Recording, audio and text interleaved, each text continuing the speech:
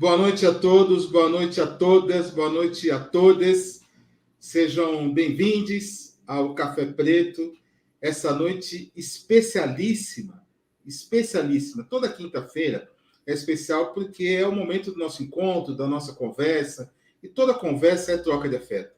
Querendo ou não, toda conversa é troca de afeto. E é o que nós fazemos religiosamente toda quinta-feira, e isso é uma alegria. Mas hoje é o dia da África, né, da África e Solidariedade, é o dia do continente africano, a terra-mãe da humanidade, a terra-mãe da tecnologia, né, porque quando chegaram aqui escravizados, os filhos daquela terra bendita, já, ou pelo menos muitos deles, já dominavam a tecnologia, já dominavam a metalurgia, já dominavam uma série de técnicas, né, que demorou um pouco para outros continentes dominarem, e mesmo assim essas pessoas foram escravizadas aqui e somos nós seus descendentes.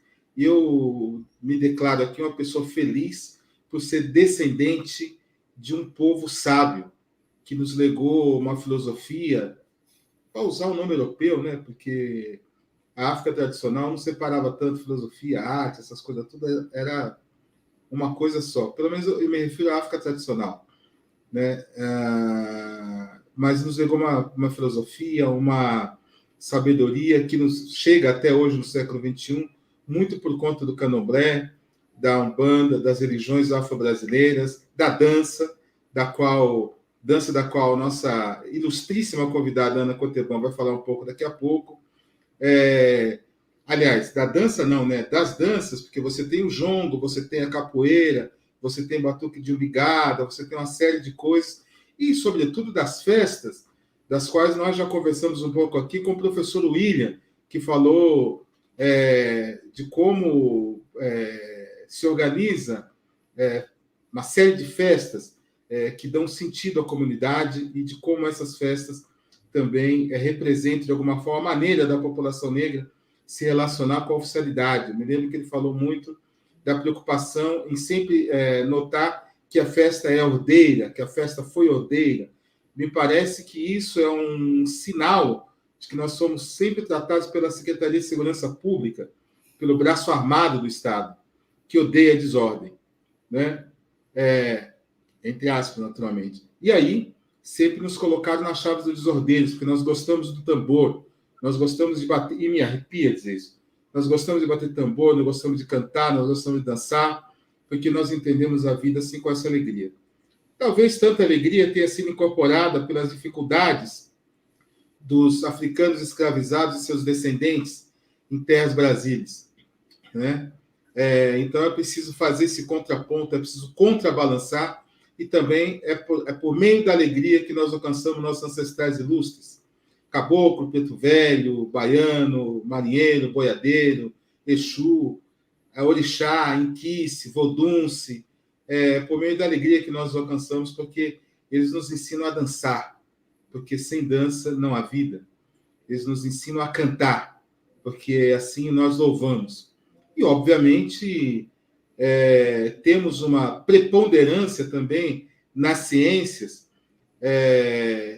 Eu cito aqui, por exemplo, um grande intelectual, que é o professor Milton Santos, que já se foi, mas cito também o grande Muniz Sodré, que ainda está conosco, felizmente. Espero que fique muitos anos dando suas contribuições. E mais novo, Silvio Almeida, né? Ou seja, a contribuição para o pensamento, né, que não vem só pelas ciências, vem pela música. Está aí o Gilberto Gil, está aí o Djavan, né? Como foi o João do Vale, como foram tantas pessoas, Candeia, Nelson Cavaquinho, enfim, Cartola, né? Ou seja, a beleza, ela jorra dos nossos poros, né? Porque cultivar a beleza é também cultivar os nossos ancestrais.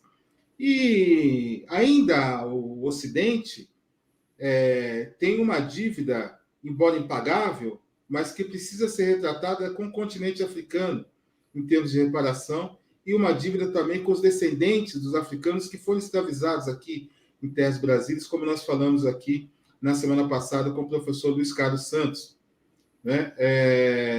Mas, enquanto essas coisas não acontecem, vamos tratando de lutar contra o racismo, de nos organizar contra o racismo.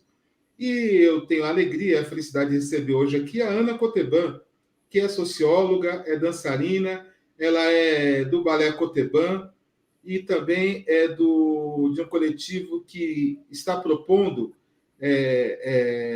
no combate ao racismo dentro da educação a construção de protocolos, porque é muito importante, as reflexões são muito importantes, são fundamentais, sem elas não se caminha, mas é preciso que haja também atitudes práticas, né, para a gente não assistir de camarote aquilo que aconteceu com o Vini Júnior, jogador do Real Madrid, e que já aconteceu com tantos outros jogadores, inclusive com o Roberto Carlos, lá mesmo na Espanha, jogador desse mesmo Real Madrid, né? E as campanhas, né, racistas fora do futebol, esse tipo de coisa, mas de efetivo mesmo, tirar os pontos dos times que fazem isso, banir aqueles todos que ajudaram a fazer essa violência racista, até agora não se viu. Então, em termos do racismo nosso de cada dia, vamos conversar com a Ana Coteban. Seja bem-vinda, Ana Coteban, a casa é sua.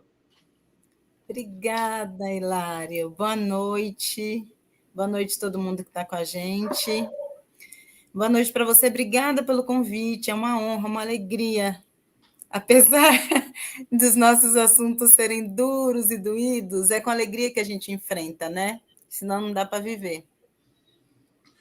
Porque a alegria é fundamental para a nossa sanidade mental. Né? Com tudo isso, a alegria é fundamental para a nossa sanidade mental. E esses encontros, ainda que virtuais, nos fortalecem. Fortalecem a nossa alma e nos ajudam a refletir, nos ajudam também a encontrar caminhos, né? Diante de tanta... Enfim, diante do racismo, diante dessas mazelas, né? Que nasceram junto com a colonização, como bem mostra o professor Denis Oliveira, que também já esteve aqui conosco, na sua belíssima obra Racismo Estrutural, uma perspectiva histórico-crítica. Mas, Ana, deixa eu te perguntar uma coisa. Você, quando eu digo que você é dançarina, eu estou falando da maneira certa ou estou errando um pouco? Não, tá correto. Pode ser bailarina também, porque o DRT, o documento, né, o número do registro que nós temos é o mesmo dos bailarinos. Então, você pode dizer bailarina também. Mas eu gosto de falar dançarina porque faz menção direta à dança, né? A dança como linguagem. E é isso que me interessa na dança, né? O que eu aprendi a partir do balé Afro-Coteban a fazer por meio da dança é me comunicar. Então, acho que a dança é uma linguagem do corpo, né? Uma linguagem do nosso registro ancestral, porque nós, como você estava dizendo, né? É muito pertinente, assim, como é que a gente se constitui, né? Como pessoas nesse território, diante de toda a situação de violência que a gente enfrentou desde sempre. Então, como é que a gente enfrentou até hoje? Como é que a gente viveu a história? Né? Foi por meio das nossas artes, foi por meio do nosso corpo, foi por meio da dança. A dança nos ajudou a resistir, a nos comunicar, a nos proteger, a nos preservar, a evocar a ancestralidade que nos habita, né?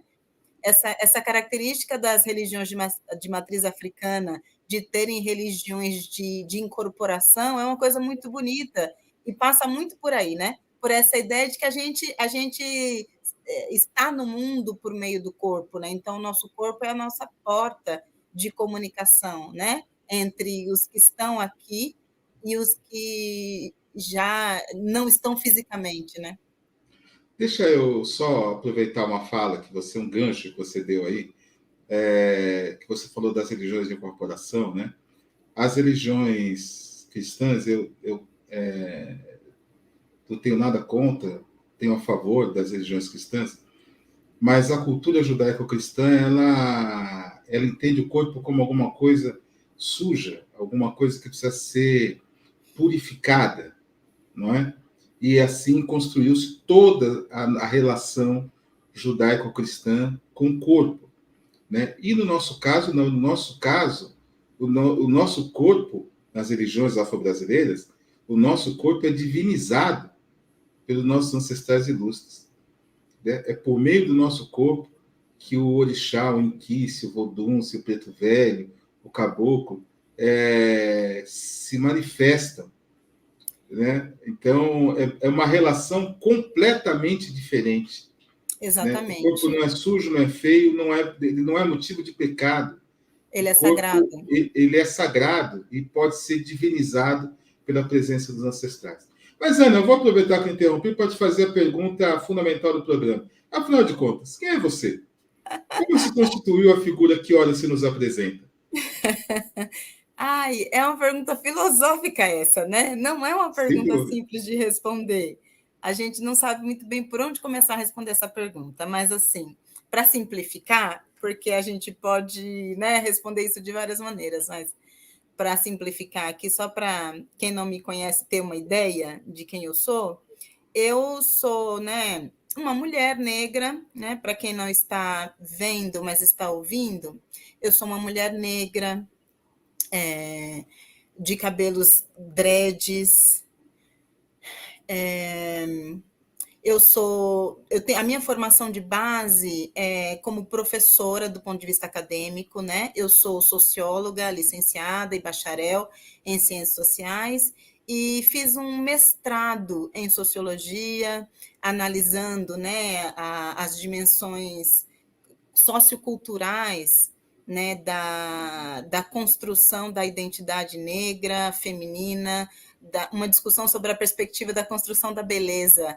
O meu mestrado foi sobre o que é a beleza, a partir de que momento na sociedade brasileira é permitido se falar em beleza negra, né? Porque isso é uma coisa nova para a minha geração. As gerações anteriores tiveram que lidar com o fato de a gente não ser considerado belo pelo olhar, né, geral da sociedade.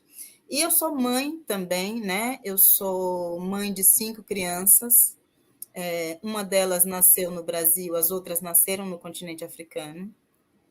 E eu sou educadora. Educadora é o que eu sou, assim.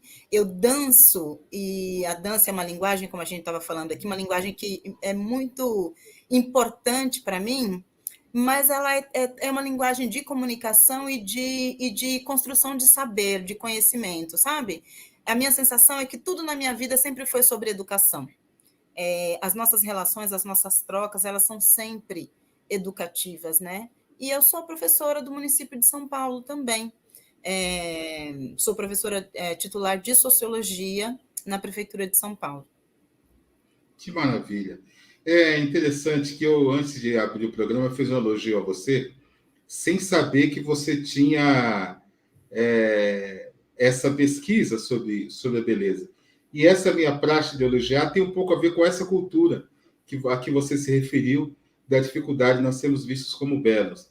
Eu já adianto que eu vou chamar você para o programa em outra oportunidade, porque eu acho muito importante a construção da estética negra, que passa muito pela questão do candomblé, das religiões afro-brasileiras de maneira geral, né? Essa coisa da paramentação, né?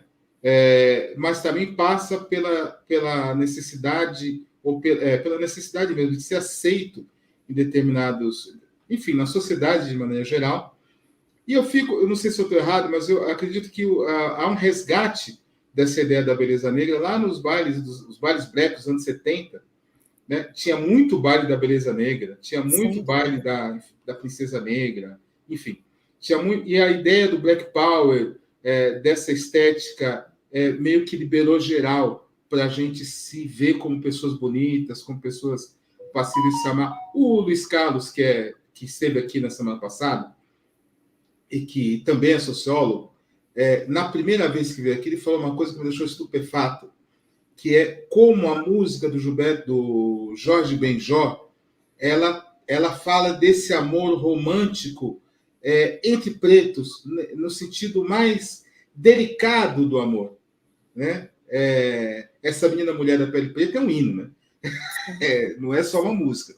né? Sim. E toda a A carreira dele...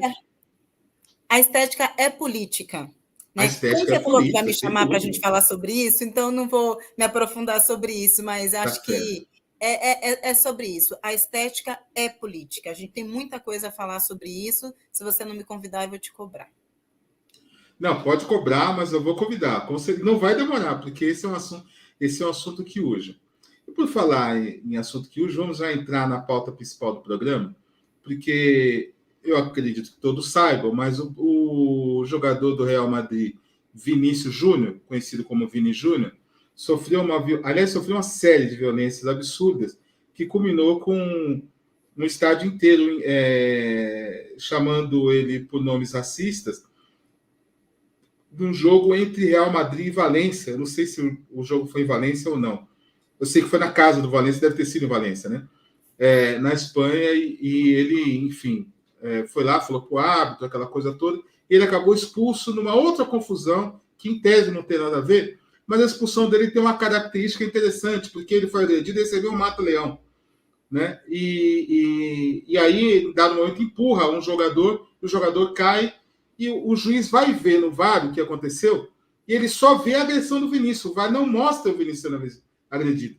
Portanto, na minha forma de ver, o VAR contribui, ele entra na lógica racista dos jogadores, né? O resultado disso é que o presidente da La Liga está dizendo: olha, eu não quis ofender, porque ele falou que o Vinícius Júnior devia saber mais antes de falar alguma coisa e tal. E muito a contragosto, e fica muito nítido no discurso, aliás, fica claro mesmo, do discurso dele, que é muito a contragosto, que ele contemporiza ali aquela coisa toda, e tem aquela campanha, né? Olha, racistas fora do futebol, aquela coisa toda. Bonita a campanha, muito bacana, mas a gente não pode viver de campanha, né?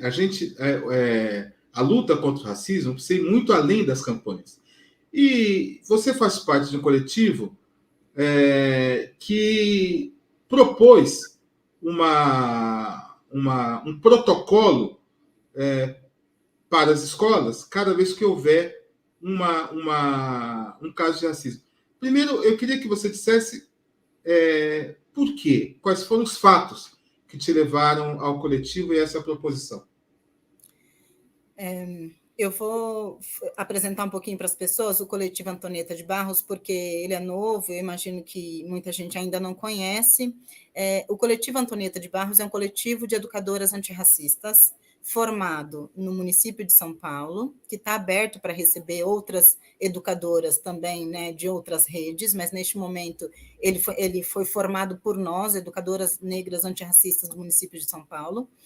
E Antonieta de Barros, a gente escolheu o nome dela porque ela foi uma educadora simbólica, ela é uma figura simbolicamente importante para nós, educadoras negras.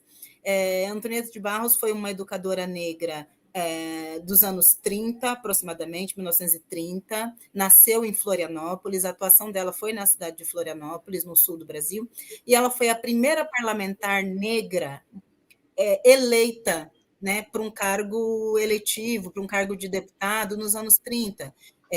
No momento em que a gente não precisa nem falar, né, que o nosso acesso enquanto pessoas negras e mulheres era absolutamente limitado. Então, a coragem, né, o destemor, a ousadia, o senso crítico da Antonieta de Barros é que nos inspira. E a necessidade de romper, né? De romper limites, de romper com o que está estabelecido, de desafiar, né, a descrença de que as coisas não podem ser de outro modo. Então, o coletivo Antonieta de Barros ele nasce dessa perspectiva, de nós, educadoras negras, acreditarmos na educação, acreditarmos na possibilidade de construir uma educação democrática nesse país e reivindicar o direito ao respeito à diferença, né, e à humanidade das pessoas negras na escola, no ambiente escolar. Então, esse caso que você trouxe, esse exemplo do caso do Vinícius Júnior, ele é muito emblemático na nossa avaliação sobre o que é racismo institucional, né? O caso do Vinícius Júnior, assim como a violência que acontece nas escolas, é sobre racismo institucional. O que é racismo institucional? Os espaços que nós frequentamos, os estádios de futebol, né, os clubes, né, a liga de futebol, ela é uma instituição, é uma entidade jurídica, e ela gere espaços, ela gere, né, os campeonatos, ela gere as relações que acontecem nesse ambiente dos estádios, da competição. Na escola, a gente fala da responsabilidade da instituição escola, das gestões escolares, das secretarias de educação e tudo mais. Então, o racismo institucional ele tem um roteiro, ele segue um roteiro. No caso do Vinícius Júnior, você está dizendo, ele sofreu não esta violência que deu origem, né, essa grande comoção midiática, ele sofreu uma sequência de violências, e esta mais recente é resultado do silenciamento, da negligência, da omissão de responsabilidade das entidades, das instituições responsáveis. Então, o fato de ele ter sofrido várias outras violências anteriores, ele sofreu uma sequência de episódios racistas, né, em cada rodada do campeonato, e a gente teve uma imagem circulando recentemente de um boneco, né, representando a figura dele pendurado pelo pescoço numa ponte, simulando um suicídio, um assassinato, algo do gênero. Então, esse nível de violência, ele vinha sendo praticado, o racismo já estava presente em vários episódios anteriores. O fato de não ter havido atitude, de não ter havido providências, de não ter havido intervenção das instituições responsáveis pela gestão daqueles espaços, criou um ambiente permissivo, que autoriza que essa violência siga, que essa violência escale, que essa violência chegue ao limite que chegou. Então, o roteiro é esse. E, do mesmo jeito, a gente pode falar sobre a escola. Na escola, é isso que acontece. No cotidiano, no dia a dia, apesar de a gente ter leis, né? A Lei 10.639, que é a lei que trata da obrigatoriedade da história e cultura africana e afro-brasileira no ambiente escolar, no sentido de democratizar, né, os saberes, valorizar a identidade negra e tudo mais, ele dá conta de uma dimensão, que é a dimensão do currículo, da produção de conhecimento e tudo mais. Ainda assim, nós sabemos que não é cumprido, existe uma negligência enorme em relação a essa lei. Recentemente, a gente viu um levantamento que foi feito e foi divulgado, né, na imprensa, no jornal, dizendo que 7 entre 10 cidades do Brasil ignoram a Lei 10.639, não cumprem. E isso é uma dimensão, a dimensão do currículo, da valorização do conhecimento, do reconhecimento da identidade coletiva da população negra. Outra coisa é a rotina, o dia a dia, as relações que se dão no conflito diário, porque a escola é lugar de conflito, é lugar de diferença, é lugar de convívio. E esse convívio é um convívio conflituoso.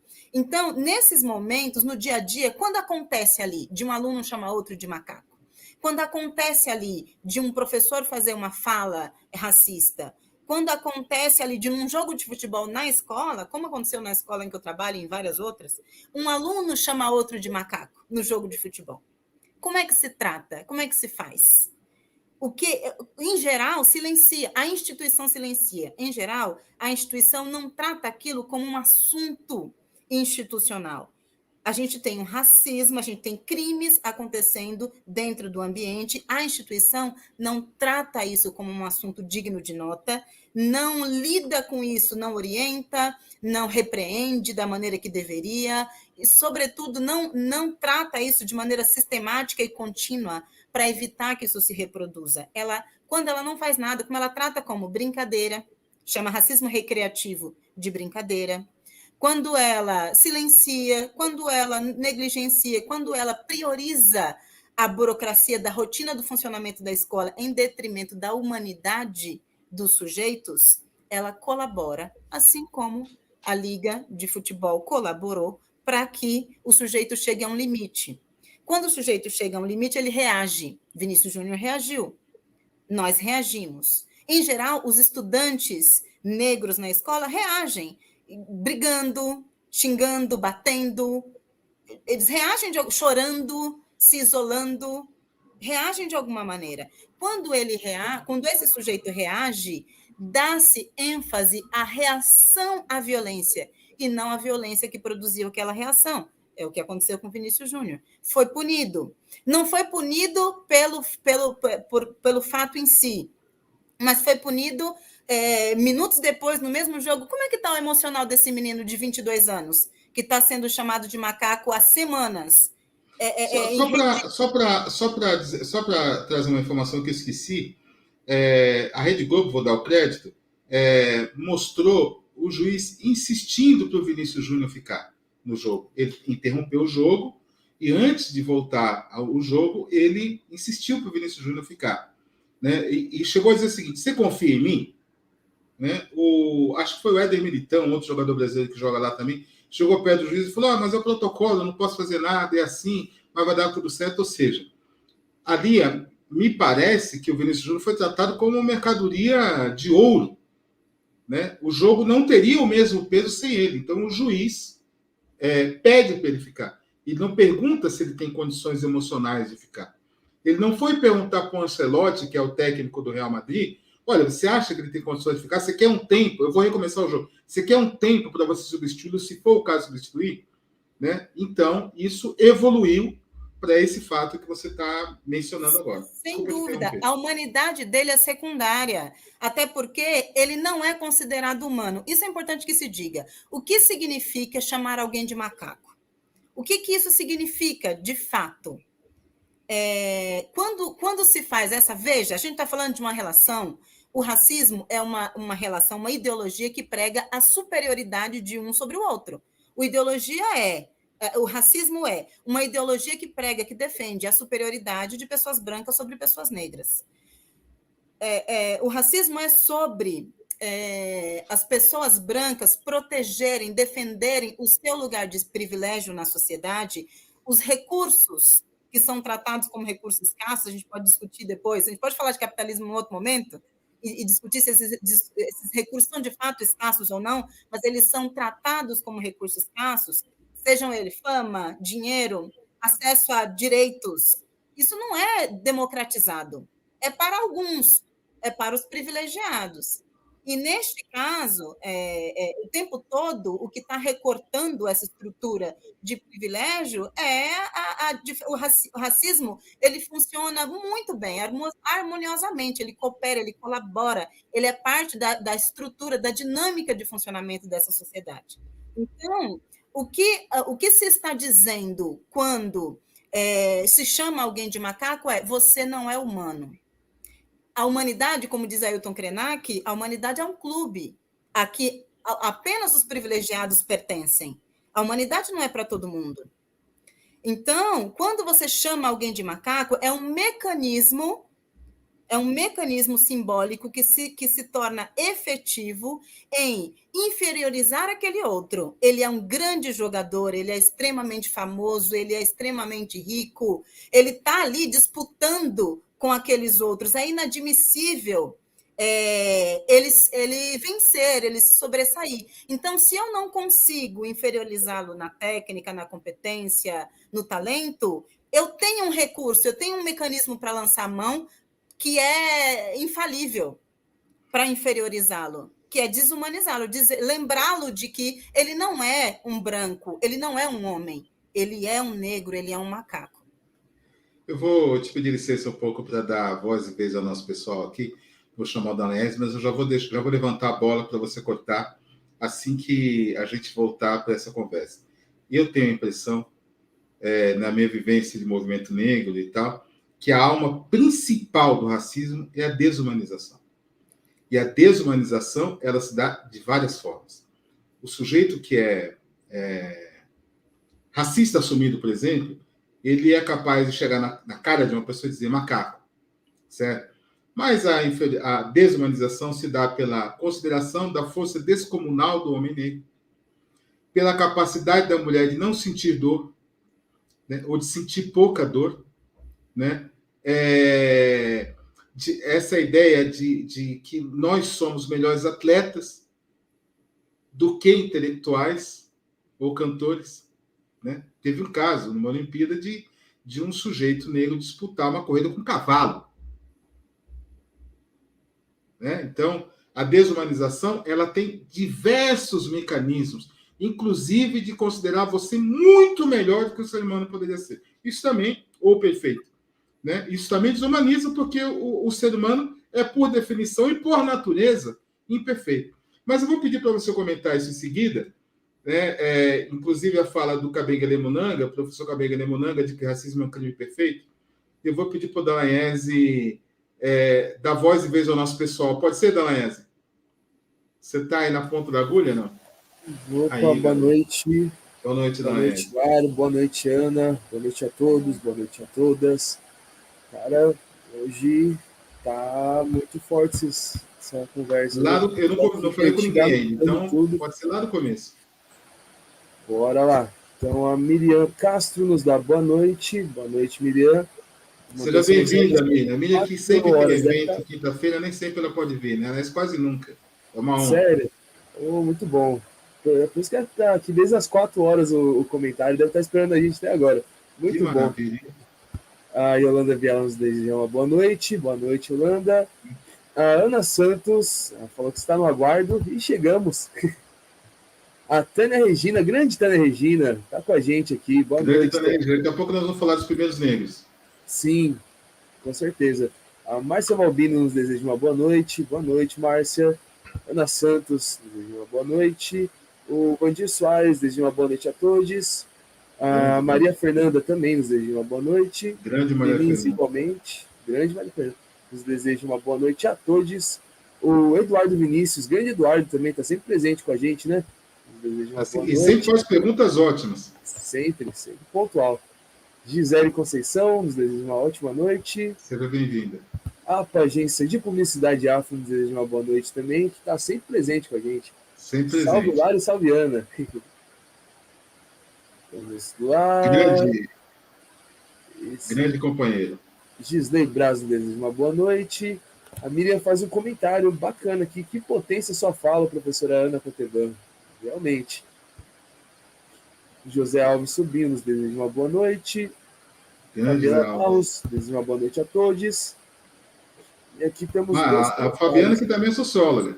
Também é socióloga? Olha que beleza. Estamos em casa, então. A Agência de Publicidade Afro comenta que ainda não temos uma educação libertadora. Assim como existe uma estrutura racista, a educação como parte desse sistema, com a maioria de professores brancos, reproduz o racismo. É interessante esse comentário. Vou pedir para a Ana comentar daqui a pouquinho sobre isso. Muito interessante. Obrigado pelo comentário. A T. Carole diz que, que essa live está emocionante e a crueldade e a desumildade estão sem limites. Trágico mundo que trava na garganta e dói na alma. Resistência sempre. Verdade. Grande T. Carole também. Muito obrigado pela presença. Muito bom. A Ana Santos me desejou uma boa noite. Boa noite, Gabriel. Muito boa noite. Grande Miriam Castro, boa noite. Muito obrigada. A Mariana Fernanda comentou: Ana Cotebon mostrando nossa essência de sabedoria e beleza. Parabéns. Realmente. E Jô Cotebon também faz um comentário. Ele provavelmente colocou algumas figurinhas, né? Só que aqui na minha time não aparece. Range Purple, deve ter uma mãozinha batendo palma. Provavelmente. Muito bom, muito bom. Ana, posso já, aproveitando que eu entrei na live, posso fazer uma pergunta, então, já que estamos aqui? Justamente sobre o comentário aqui, sobre... cadê? Vou até ler de novo. Ainda não temos... Do Rai Ribeiro. Agência Afro. Agência Afro, boa. Ainda não temos uma educação libertadora. Assim como existe uma estrutura racista, a educação como parte do sistema, com a maioria de professores brancos reproduz o racismo. Você acha que, por conta dos comentários que você comentou sobre a lei que deveríamos, né, cumprir, eu como professor também, você acha que a escola reproduz o racismo? Não só os professores em si, né, mas a instituição, como nós falamos. Sem dúvida, sem dúvida. Quando a gente fala de racismo institucional, É justamente essa leitura que a gente está falando, a gente está fazendo, a gente está dizendo que a instituição ela tem uma dinâmica de funcionamento que favorece a reprodução do racismo. O racismo ele é parte da dinâmica de funcionamento da nossa sociedade. Nós sabemos disso, né? Ele nos acompanha desde o início da nossa história. Ele, né, é parte integrante da maneira como a sociedade se organiza para manter as desigualdades. Então, a escola, o papel da escola é fazer um movimento inverso. E a lei ela vem nesse sentido, de combate, de sinalizar, que é justamente sobre isso. Não fazer nada é colaborar. Porque o racismo ele se reproduz de forma quase automática. Ele é da dinâmica das relações. Né? Filhos de pessoas brancas vão ter mais vantagens numa sociedade em que pessoas brancas são consideradas superiores. Né? Pessoas negras terão desvantagem numa sociedade em que pessoas negras são consideradas inferiores, né? Pessoas brancas são consideradas superiores, pessoas negras são consideradas inferiores. Então, esse simbolismo ele está estabelecido e ele se efetiva de maneira concreta, de maneira prática, porque o racismo ele se traduz no comportamento cotidiano na forma da discriminação.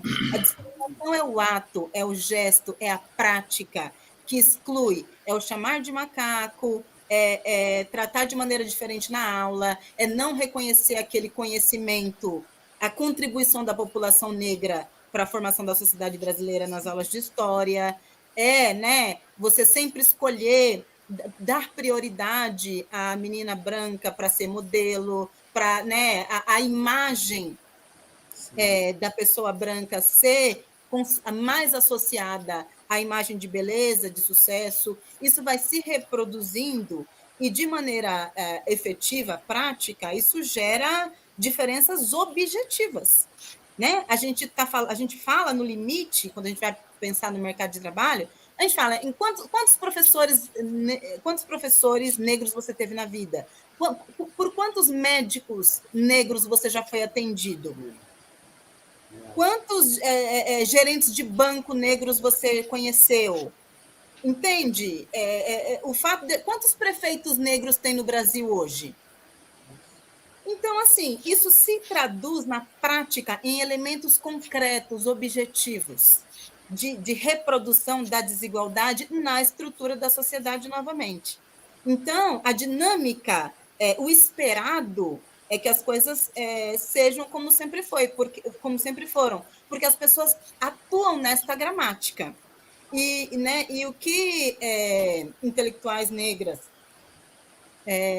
chamaram, né, de pacto da branquitude é o não fazer nada, é o não dizer nada, é o permitir que o privilégio se reproduza. Né? Então, assim, quando eu tenho numa escola, voltando para o nosso exemplo, ou podemos ir para o exemplo do Vinícius Júnior, quando eu tenho um jogador sendo chamado de macaco, sofrendo racismo durante várias rodadas, sendo transmitido no mundo inteiro, e eu não faço nada, eu colaboro para que isso continue acontecendo. Porque a instituição tem poder de interromper esse mecanismo.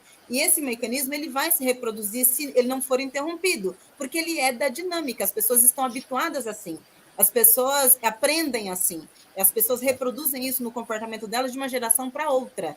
Então, quando a gente fala de legislação, quando a gente fala de política pública, quando eu falo de, na escola, o diretor, o coordenador pedagógico, o professor, não poder silenciar diante de um aluno chamando o outro de macaco, tratar isso como uma brincadeira ou como uma questão menor, eu estou dizendo que o papel do Estado é fazer política pública.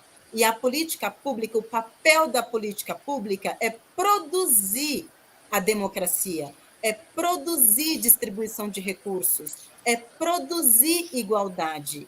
Então, sem dúvida, nós não temos uma educação libertadora. Nós temos uma educação que reproduz a desigualdade porque é essa a dinâmica de funcionamento do nosso país. Para que nós tenhamos, né, a alteração dessa dinâmica, é preciso de intervenção. É isso que a gente chama de política pública. Política pública é intervenção, é ação institucional. que é do clube de futebol e é da direção da escola. Sim. Tem que intervir. Não pode não fazer nada, não pode silenciar, não pode fingir que não está vendo. Silenciar é colaborar. Sensacional, sensacional. Uma das grandes alegrias, eu sempre falo, fazer o Café Preto a gente não ganha 1 centavo, mas a gente ganha a alegria de ouvir cada fala potente, cada fala luzente, que faz a gente ficar mais feliz. Eu vou fazer um mix aqui, pedir licença para o Dalaese, para eu ler aqui alguns comentários, porque eu quero apresentar algumas questões que foram colocadas aqui. Primeiro, dizer que o pessoal da TVT está assistindo também lá pelo YouTube da TVT, e o André Progressista disse assim: parabéns, Ana, você nos representa. A Sebastiana Souza: um sorriso negro sempre traz felicidade. Já dizia Dona Ivone Lara. Ana Cotevan é conhecimento e felicidade. Lembrando que racismo não pode frequentar a escola. Sensacional também. Daqui a pouco nós vamos falar aqui do site Primeiros Negros, e aí que eu pedi para você, Daniel, para deixar aí já na ponta da agulha o link. O link, né? Para as pessoas acessarem o site Primeiros Negros, e a gente vai aproveitar também para a Ana falar do manifesto, porque é importante que as pessoas assinem o manifesto. Só para finalizar aqui, a Denise Batista está dizendo: falas potentes essa noite. Infelizmente, a estrutura de nossa sociedade ainda é racista em pleno século XXI. O Eduardo Vinícius está fazendo uma pergunta muito interessante. O Eduardo Vinícius, que é lá da UFBA, né, Vinícius? Ana, como você enxerga a psicologia racializada? Basicamente, o nosso convênio com a UFBA tem trazido alunos de psicologia e serviço social. Então, eles têm muito interesse, todos nós temos interesse nisso, obviamente, mas eles têm um interesse um pouco mais específico.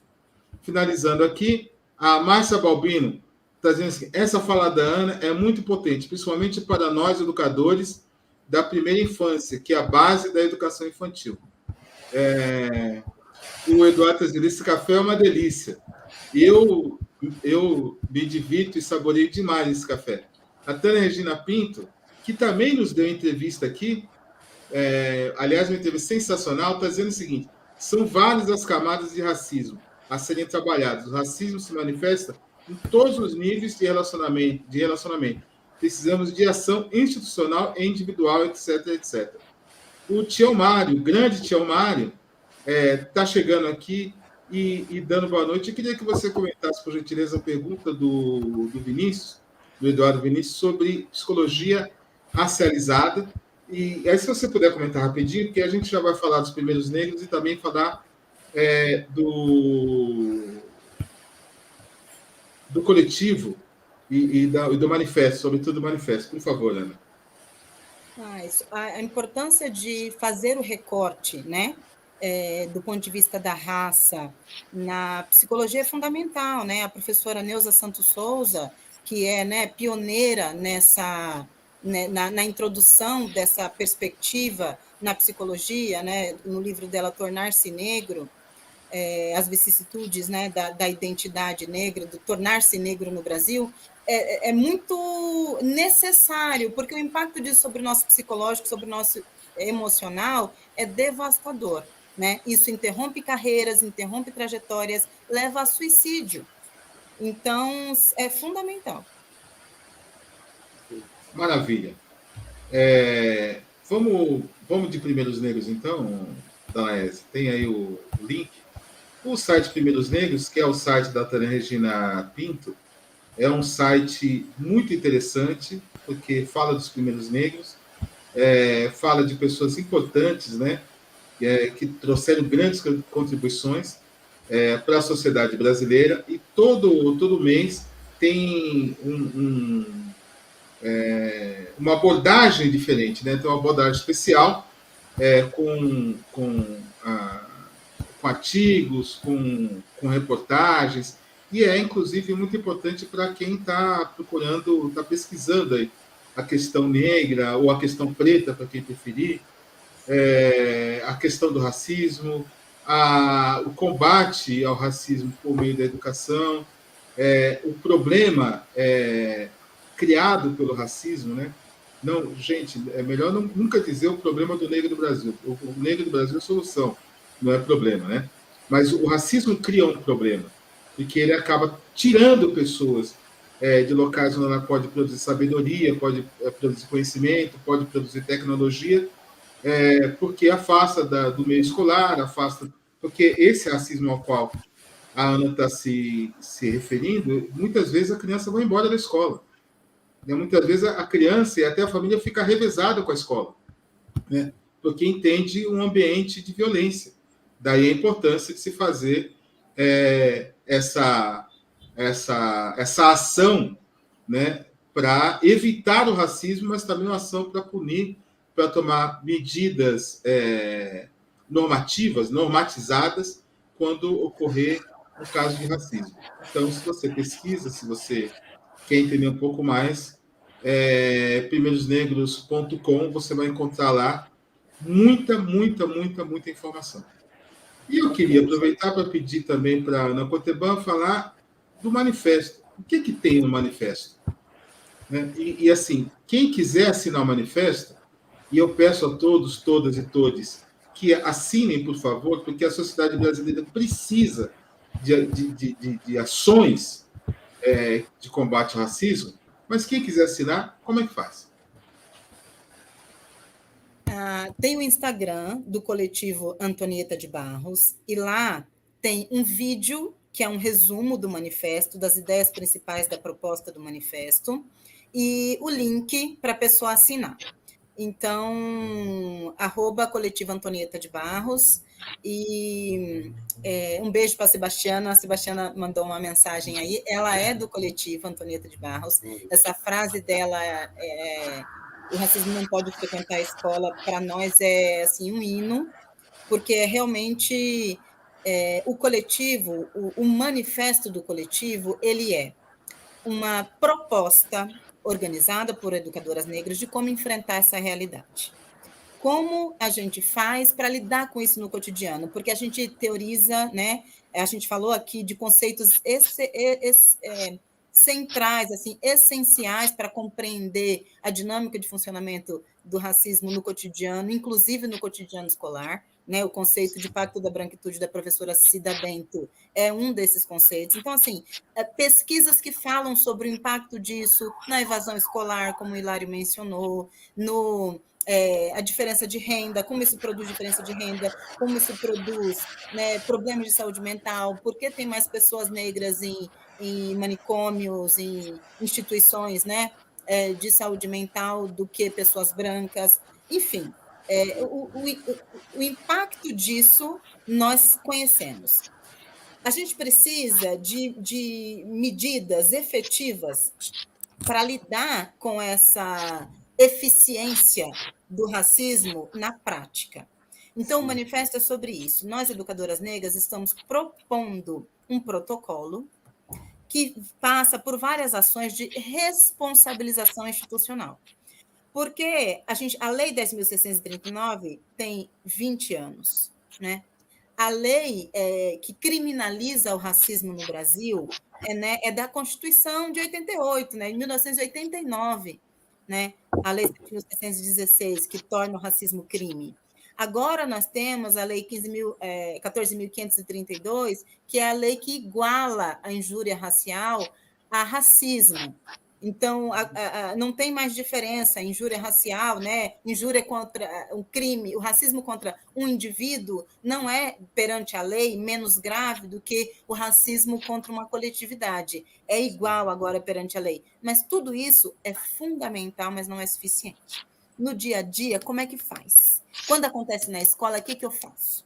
Exato. Então, a gente tem uma série de propostas, o manifesto é sobre isso, para dizer a Secretaria Municipal de Educação, secretarias estaduais, Ministério, nós, população negra, fizemos pesquisa, propusemos uma série conquistamos uma série de leis, mas o que falta para vocês fiscalizarem isso e, na prática, no dia a dia, as pessoas não terem o direito de fingir que não estão vendo? Porque eu criminalizo se eu vejo. Se eu digo que eu não vejo, Se eu não registro, vou dar um exemplo que aconteceu comigo. Eu sou professora da rede municipal, e em outubro de 2022, o ano passado, alguém, ainda não identificado, escreveu na lista de presença de uma das turmas que eu sou professora, na lista de presença, no espaço reservado onde eu deveria escrever o meu nome, alguém escreveu, em letra de forma, a caneta, a palavra macaca, onde eu deveria escrever o meu nome. Como eu soube? Soube porque um colega ouviu de alunos que isso tinha acontecido, que alguém tinha escrito isso na lista, e ele comentou comigo. Eu, então, fui procurar saber na escola, e qual não foi a minha surpresa quando eu soube que o diretor já estava sabendo. A lista foi entregue para a assistente de direção, e eles nada fizeram. Silenciaram, pactuaram, colaboraram para que esse gesto racista desse origem a outras violências que se seguiram depois. Sim. Então, o que a gente está falando é sobre responsabilização institucional. Quando a gente fala sobre racismo institucional, a gente não pode jogar na conta da instituição, porque a instituição não é ninguém. A instituição não vai para a cadeia.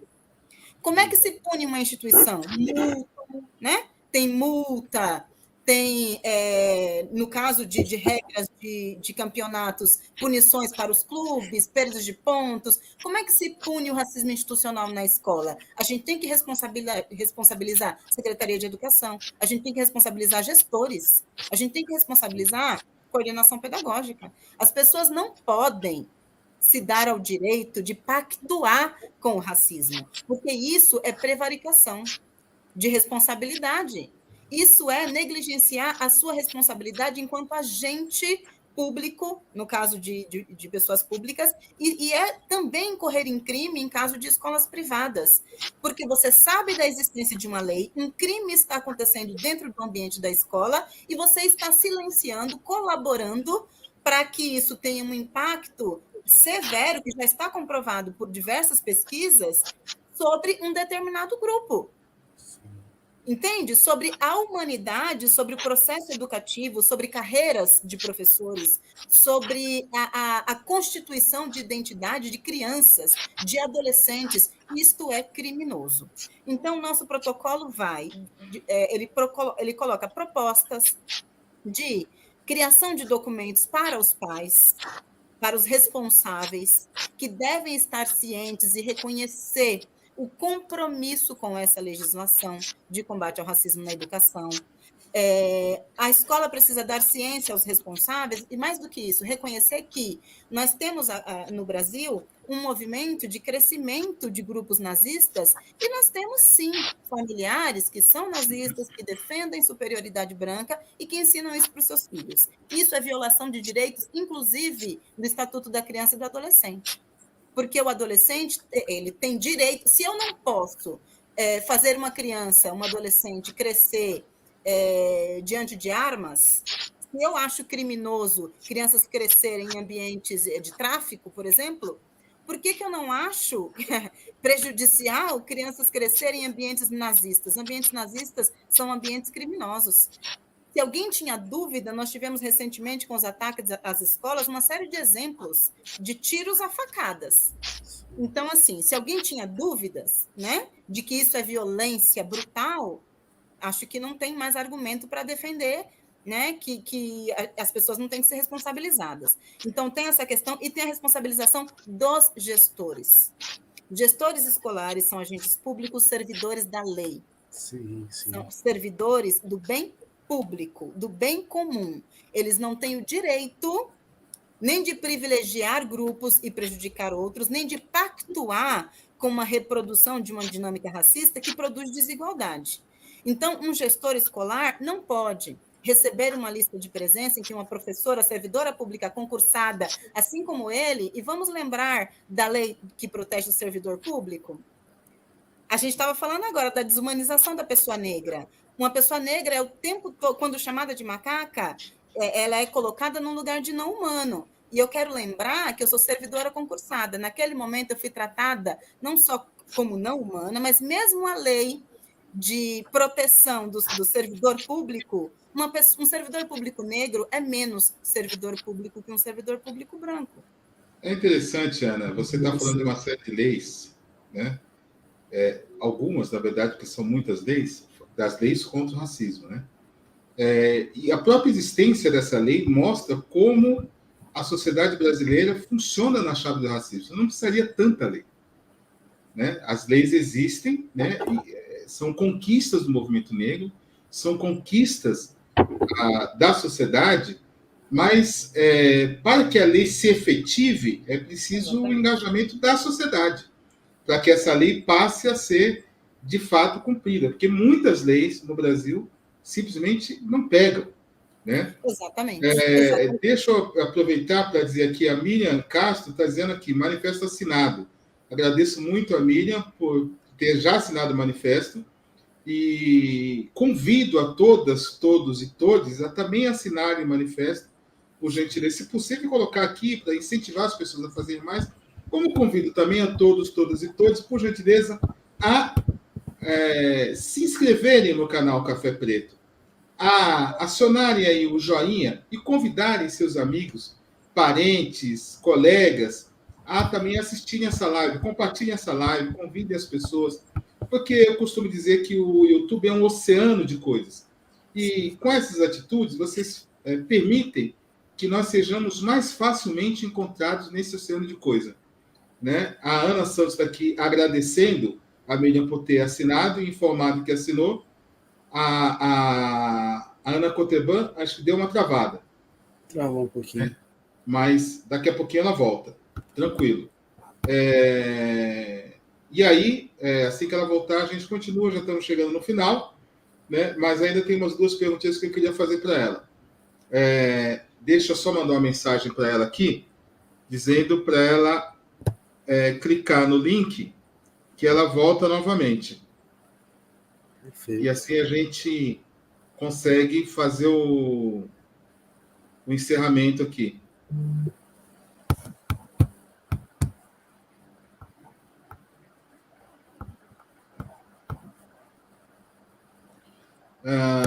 Já avisei para ela aqui, daqui a pouquinho ela está de volta. E é isso, gente. Acho que muito obrigado, Ana Santos. Está dizendo que compartilhou a live e também já está inscrita. Muito obrigado, Ana Santos. Eu quero pedir, inclusive, o pessoal que está assistindo pela TVT, a TVT faz a gentileza de nos acolher lá no YouTube dela também, que se inscreva aqui no canal Café e Cachimbo. E quem está aqui no Café e Cachimbo, se inscreva também na TVT, porque a TVT tem uma programação muito interessante, muito bacana, tem muita gente boa e vale a pena a gente acompanhar. Porque a importância, e essa é talvez a alma principal do Café Preto, de a gente discutir e trocar ideia, porque assim a gente pode fazer, a gente tem mais ferramentas e ferramentas melhores para fazer as nossas reflexões que são fundamentais para a gente tomar as decisões políticas que precisamos tomar, não só no dia da eleição, mas inclusive no dia da eleição, mas no nosso cotidiano, né? Eu queria que o Gabriel comentasse um pouco a live, o que está achando dessa conversa. Então, Hilário, obviamente, eu como educador, professor também, adorei todas as informações que são muito... Eu vou sair um pouquinho para tentar falar com a Ana. Você dá uma seguradinha para mim, por favor, tá bom? Sim, tranquilo. Como eu estava comentando com o Hilário ou com o pessoal que estava ouvindo, eu sou professor e, infelizmente, a gente ouve muitos casos, né, de abusos e casos parecidos. Eu, inclusive, tive uma colega que foi assediada no trabalho e teve a mesma impressão. O diretor tentou esconder, tentou fazer com que isso não acontecesse, tentou colocar famosos panos quentes. Que é o que a Ana comenta com a gente, né? Uma coisa que não pode acontecer jamais, né? Uma coisa que tem que ser mudada. Eu acho que é isso. Maravilha, estamos aqui aguardando o retorno da Ana Coteban, deve ter tido algum tipo de problema técnico. E nós sabemos... Volta para dar o adeus, né? Mesmo, né? As lives, nós não temos a estrutura do Plim Plim, ninguém tem, só eles mesmos que tem. Então, a gente faz ainda as lives sabendo que algumas intercorrências, às vezes, ocorrem. E aí a gente fica... Eu gosto mais desse modelo porque é um modelo mais humano, sabe? É um modelo em que a tecnologia não substitui o ser humano, né? Muito pelo contrário, ela tem que contribuir para as conexões, né? Então, eu acho muito mais legal assim live do que assistir televisão, embora a gente de vez em quando precisa ver alguma coisa, né? Sim. A T. Carol está aqui dizendo, assistindo e compartilhar, assinado e compartilhado, gratidão por tantos esclarecimentos. A Ana Coteban está voltando, eu estou aqui reintroduzindo a Ana Coteban na conversa, nós já estamos chegando no final do nosso papo, mas eu queria te perguntar uma coisa, Ana, o que faz a sua cabeça? A gente falou de dança, né? Mas assim, quais são as músicas, quem são os cantores que fazem essa cabeça tão luminosa da Ana Coteban? É muita gente, né? Eu tenho a sorte, né, de fazer parte de um grupo de artistas aqui da Zona Sul de São Paulo, então tem muito poeta, tem muitas atrizes, tem muita gente, né, que faz música aqui periférica, do hip hop ao jazz, e eu gosto muito de tambor, gosto muito de música africana, cantores africanos, então Roque Traoré, Fatoumata Diawara, muita gente, e também música preta brasileira de maneira geral, né? Seu Jorge, muita gente da nossa geração e de gerações anteriores que nos inspiram, né? Isso circula na nossa alma, assim, é o que faz a gente respirar. Maravilha. E autores? Quem são os autores que fazem a cabeça da Ana Coteban? Escritoras e escritores. Também eu falei da Neuza, né? Neuza Santos Souza, falei da Cida Bento, né? As mulheres negras. A professora Jerusi Romão, por exemplo, eu poderia citar, que é uma autora nossa, viva, uma das militantes do movimento negro que escreveu a biografia da Antonieta de Barros. Eu gosto muito de biografias, eu gosto muito de saber me inspirar em histórias de outras, de quem veio antes, né? De quem veio antes da gente. Então, são muitos autores, eu gosto muito de literatura, mas eu gosto também de teoria social, né? As autoras negras me inspiram bastante. Sim. Maravilha. Danaese, sua pergunta para a gente encerrar. Minha pergunta? Vamos lá, que eu deixei ela anotadinha aqui, vai ser rapidinho, já que estamos falando de educadores. Pergunta de fim de programa, hein? Que eu falei que eu também sou professor. Lembrei. Não vou nem pesquisar. Que eu falo que eu tenho muito pouco tempo de estrada ainda, 3 anos de docência, bem pouco.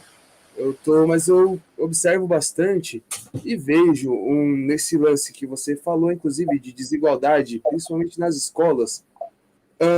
Vamos lá, uns 2 anos atrás eu dei aula numa escola, não preciso citar nomes, do Fundamental 2, onde tinham 6 alunos que não eram alfabetizados.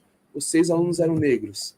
Na mesma coisa nas escolas onde eu estou, os alunos que mais dão trabalho, entre aspas, os que mais se envolvem em ocorrência, os que mais se envolvem, são todos alunos negros. Eu queria saber por que ocorre essa discrepância e se isso não fomenta também no racismo que é feito na escola. Tipo, o cara, eu já ouvi um comentário de uma professora, inclusive. Ele é negro, mas ele faz besteira aí, ó. Tem como defender, falar que é racismo? Olha o nível, né? Queria um comentário seu em relação a isso, por favor, Ana. Essa pergunta é excelente, Gabriel. Obrigada por essa pergunta. Ela mostra como que, na prática, né, o racismo gera consequências objetivas. Então, sem dúvida, estudantes... A gente falou, né, do passo a passo do racismo.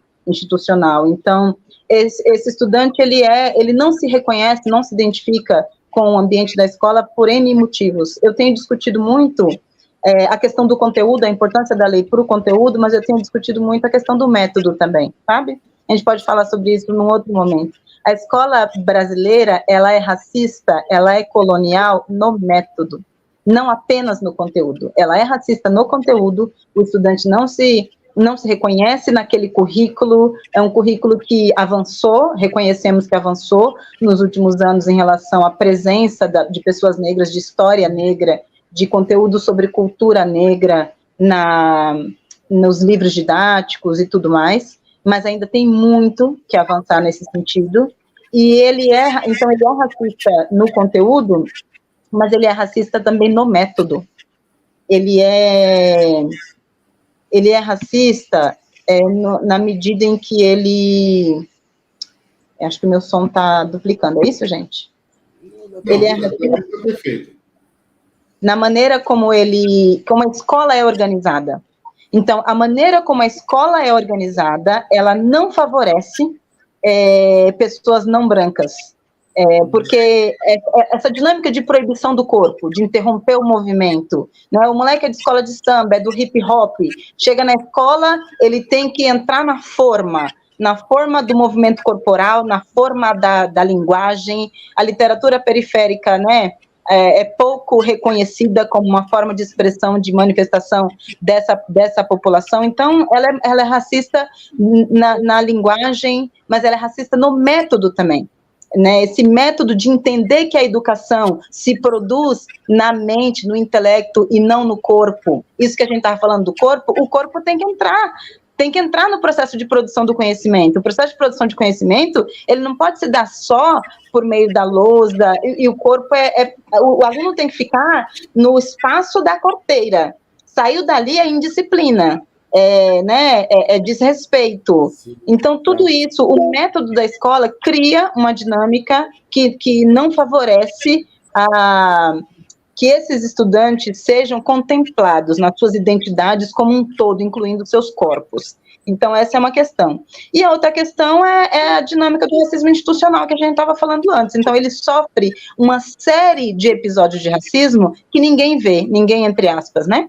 As pessoas fingem que não estão vendo, os professores não se colocam, tratam aquilo como questão menor, como brincadeira, e ele vai emocionalmente, né, criando uma série de capas, ele não tem repertório para compreender aquilo, isso é muito importante que se diga, é como você está andando vendado no escuro, tateando, tentando encontrar uma saída, perdido, né, convencido muitas vezes da sua inferioridade, convencido muitas vezes da sua capacidade intelectual, muitas vezes achando que você não entende tudo aquilo que está sendo dito, ou você não funciona, você não se sente ajustado àquela dinâmica da escola, porque você é incapaz de se ajustar, porque a escola não é para você, porque você não gosta.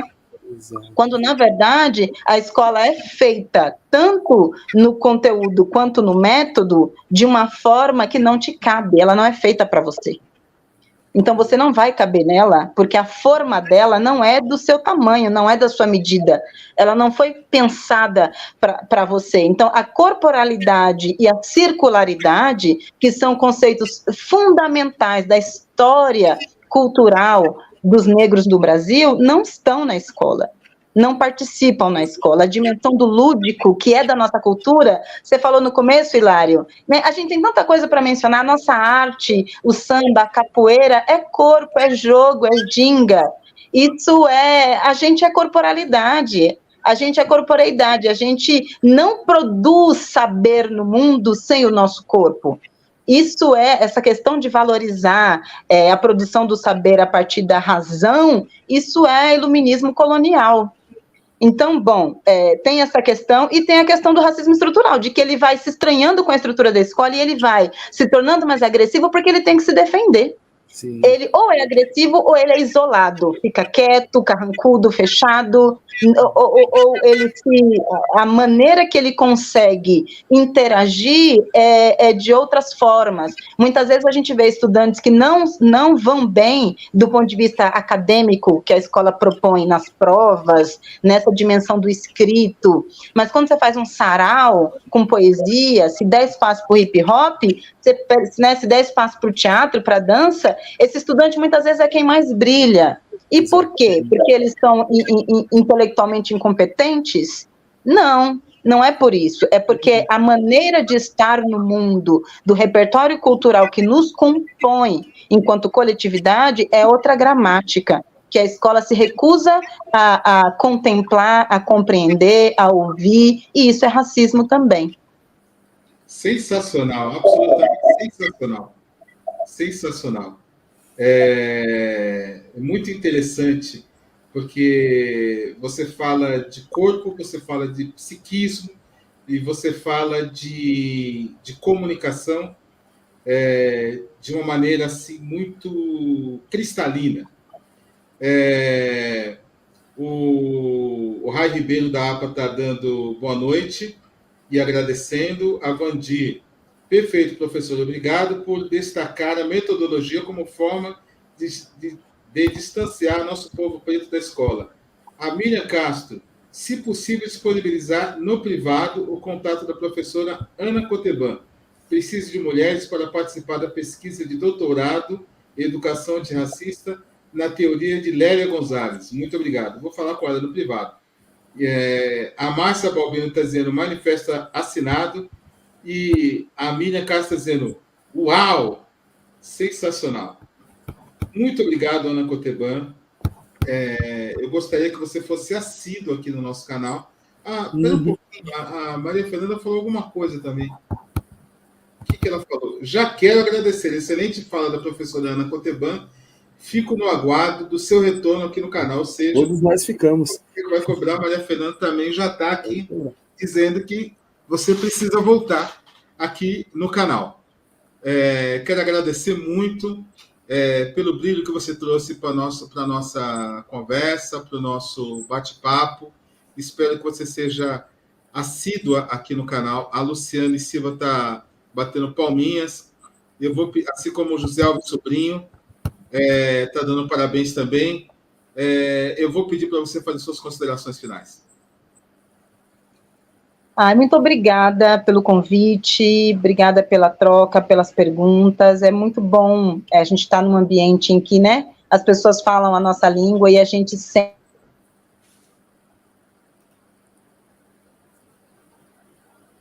Gente, por incrível que pareça, a Ana caiu de novo. Não acredito que caiu. Voltou. Voltou mais ou menos. Voltou pelo amor.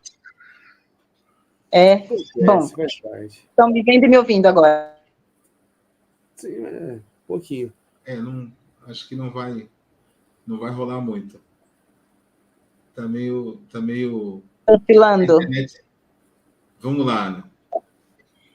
Retomar que as pessoas assinem o manifesto, por favor, que colaborem conosco nessa luta. Quando a gente fala de procedimentos práticos, a gente está falando de responsabilização de familiares, de agentes, né, de coordenação pedagógica,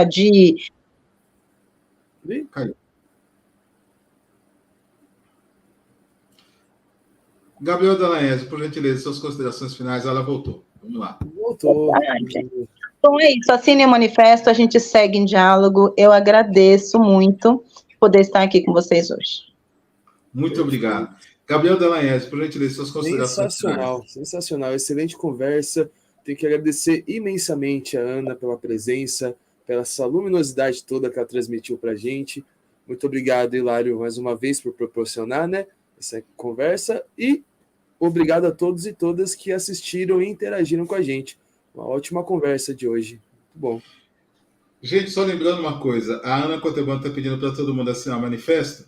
Sim. E a gente está aqui, a gente olhou bastante para o caso do Vini Júnior, porque não existe uma atitude efetiva, né, contra o racismo no futebol lá na Espanha. Assinar o manifesto significa nós tomarmos atitudes efetivas. Exato. Porque não adianta a gente imaginar que o poder público vai tomar atitude se nós, a sociedade, não nos mexemos. Né? Então, quando vocês forem convidar as pessoas para também assinarem o manifesto, eu peço para vocês que façam isso, digam isso a elas. Né? Que o poder público só vai se movimentar quando nós nos movimentarmos. E a nossa movimentação, justamente, é assinar o manifesto. Assim como é também se inscrever aqui no Café Preto e compartilhar essa live, assim como outras, porque a gente está fazendo essa discussão para que a gente possa se organizar. Agradeço muito a todos, todas e todes. Sempre uma grande alegria estar com vocês. E na próxima quinta-feira tem mais Café Preto fresquinho e nós seguimos falando de educação. Grande abraço, até quinta-feira. Tamo junto.